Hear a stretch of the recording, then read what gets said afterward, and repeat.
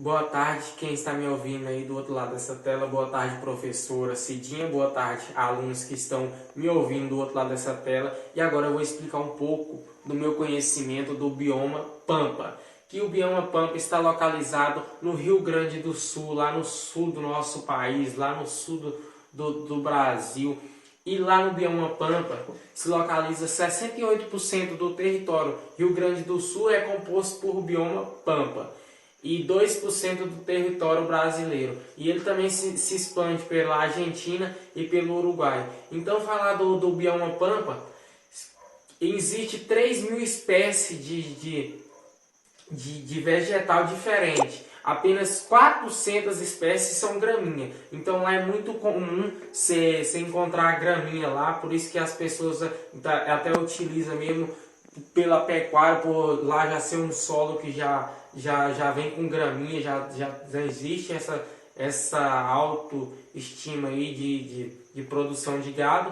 E também as aves, lá também tem ave, mas as aves que se encontram mais nos grandes, junto com as graminhas, nos grandes espaços lá, são árvores de médio porte, ou seja, de porte pequeno, no máximo 1 metro. São conhecidas como arbusto, né, essas árvores. Agora se encontra árvores a partir de 1 metro para cima nas encostas dos rios, ou seja, nas suas matas ciliares do rio se encontra muito. Agora eu vou falar um pouco das características edáficas do solo. O que são edáficas? Quando eu falo característica edáfica, eu estou falando do solo. Então, o solo é um solo muito rico em sais minerais. Ele é um solo muito bom. Então, na produção de capim, as pessoas já estão degradando lá para plantar capim por ser um solo bom, por ser um solo que resiste o gado, solo resistente. Eles estão plantando soja. E eu vou falar um pouco também das gramíneas. Que são?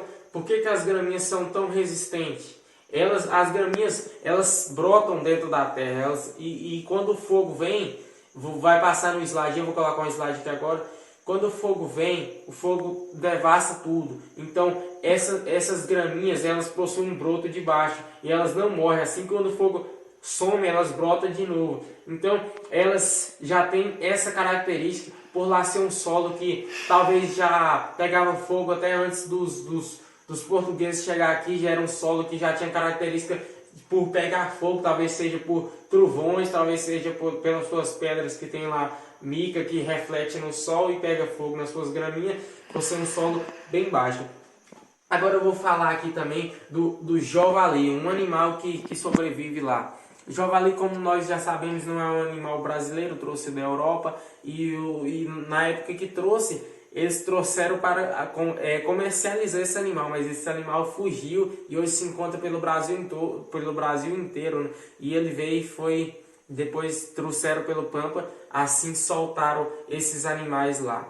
Então, só complementando aqui um pouco das características edáficas, que também as características edáficas do solo lá, e se você percebe que um solo muito raso, se você cavar, você não vai cavar muito, já vai conseguir chegar nas rochas. Então, é uma característica também edáfica do solo. E também se encontra-se umas bancas de areia. Eu vou mostrar aqui no slide. Muitas pessoas vão achar que essas bancas de areia talvez seja num deserto Saara, mas lá não é um deserto Saara. No Pampa também tem. Por esse solo ser muito arenoso, as enxurradas vai carregando essas areias, vai amontoando e se tornando aquela banca de areia. Até mesmo o vento vai ajudando a juntar naquelas areias. E também uma espécie de planta que sobrevive lá, que são a pitangueira. O que a pitangueira usa para sobreviver nesses montantes de areia? Ela usa uma estratégia. Então, para elas pegar a água do solo, ela tem que colocar a sua raiz muito funda. Então, ela coloca a sua raiz muito funda e afunda seu tronco dentro dela. Por isso que ela vai ficar bem baixa também, em cima desse monte arenoso. Então, ela coloca a sua raiz bem baixo, seu tronco fica dentro da areia e isso fica bem baixa por cima do solo, que podemos ver. Além disso, a graminha ajuda também para o meio ambiente. Ela solta um dióxido de carbono para a atmosfera, sim, contribuindo para o meio ambiente. E também outra aspecto muito importante que são os animais lá, que também falaram que viveram os animais lá há muitos e muitos anos atrás, e alguns fósseis desses animais se encontram no Museu de História Natural de Alegrete, lá no Rio Grande do Sul. Se alguém interessar e quiser ir lá ver, encontra esses fósseis de osso muito grandes.